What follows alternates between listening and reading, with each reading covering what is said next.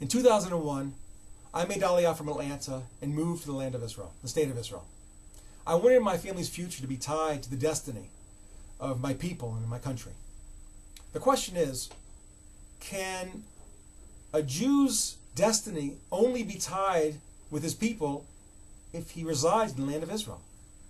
There's a story in the book of Numbers. Just as the Israelites are returning from their years in slavery in Egypt, 2.5 of the tribes say to Moses, "We don't want to go into the land of Israel. We prefer to stay here on the east bank of the Jordan River. Our lives will be good here." Moses is incredulous. He's angry. He's even bitter.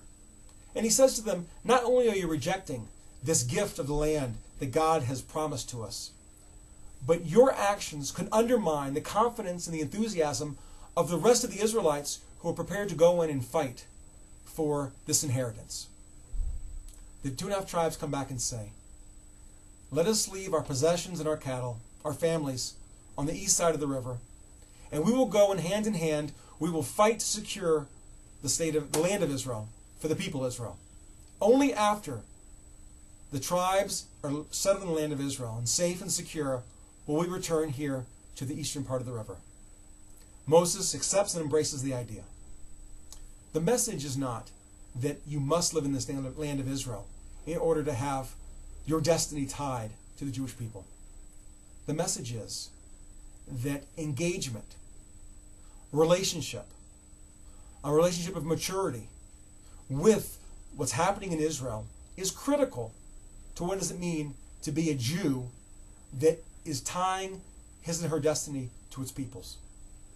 You don't have to live in the land of Israel, the state of Israel, to be a Zionist or to be relevant to what's happening here. But you must be engaged. Not only must you care, you must understand the complexities.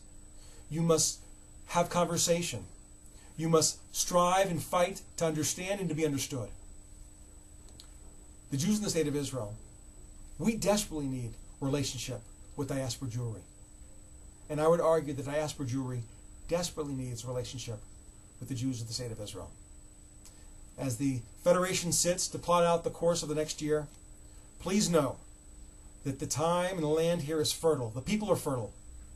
And as much as you give to us, we're that dedicated to give back to you. Good luck in your deliberations and your decision making. And I have one question to leave you with.